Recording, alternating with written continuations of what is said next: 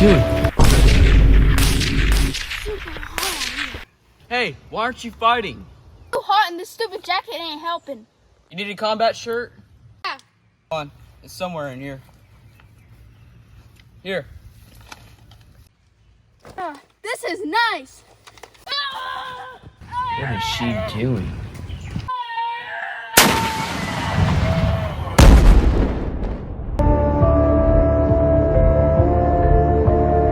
What's up guys, TM Military here. In today's video, I'm going to be talking about the combat shirt versus the BDU and which one's better for airsoft.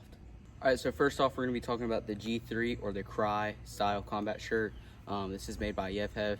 This is a airsoft combat shirt, so you wouldn't want to wear this in the actual military. Reasons why is if, you know, let's say IEDs or any type of fire goes off or explosion and your clothes catch on fire, it will melt to your skin.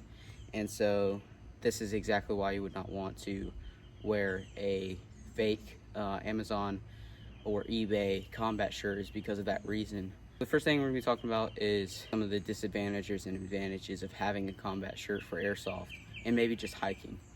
So the first thing is the combat shirt is basically BDU sleeves on a t-shirt body. This allows for a more cooler wearable t-shirt for the military / airsoft. You get two pockets up here. They're at a canted angle, so that's why when you have your plate carrier, it's easier to grab anything out of the pockets. So some advantages of this is obviously it's going to do a much better job of cooling you off when it's pretty hot outside over the BDU. Some disadvantages is this is not the best for cold weather environments, specifically because it's not designed to warm you, but it's designed to keep you cool. Also, the material of the shirt style or the shirt part of the combat shirt is not the most durable, so if you're out maybe in the woods, this could get snagged and ripped pretty easy. The BDU beats the combat shirt when it comes to that. So yeah, let's talk about some of the other combat shirts available. Alright, so another more affordable option would be your Army USGI standard issued combat shirt. You can get these from pretty much any surplus store. They're not rare and they're also pretty cheap. So if you're on more of a budget, these are very great and you can pretty much find them anywhere. Another great combat shirt would be your Marine Corps combat shirt. This is a little bit more expensive than the USGI combat shirt. This is also fireproof, so if you're in the military and something gets caught on fire, this will not melt to your skin. An honorable mention would be the rugby shirt with some of the features of a combat shirt, giving you some Velcro to throw some patches on. Alright, so now we're going to be talking about BDUs.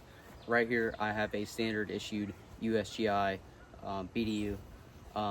This is pretty much now called a field jacket. It's basically an upgrade from the old 2000s or 80s BDU, where they basically put the pockets up here instead of right here. You do have some pockets right here though, but they're canted. This is great for cold weather, or you know, it could be used for a warmer weather, but the combat shirt would be better for this if you live in a real hot area. Also good for, you know, when you're out and it gets colder at night. This will actually protect you from those cold weathers if you're playing at night. Alright, so for another BDU example, I have with me here a 90s to 2000s BDU. Basically the standard issue BDU around the 80s. This was used in Grenada, Panama, the beginning of the Iraq War, and later used by special operations in Afghanistan. So these are pretty common to find. You can find them pretty much at any surplus store, and you can find them for relatively cheap. You can also get them cheap on eBay. I'm planning to get a raid mod on this. If you don't know what a raid mod is, basically you take the bottom pockets, move them to the shoulders, and add some Velcro. Alright, so let me know down in the comments which one you prefer, the BDU or the combat shirt. I'll see you all in the next one.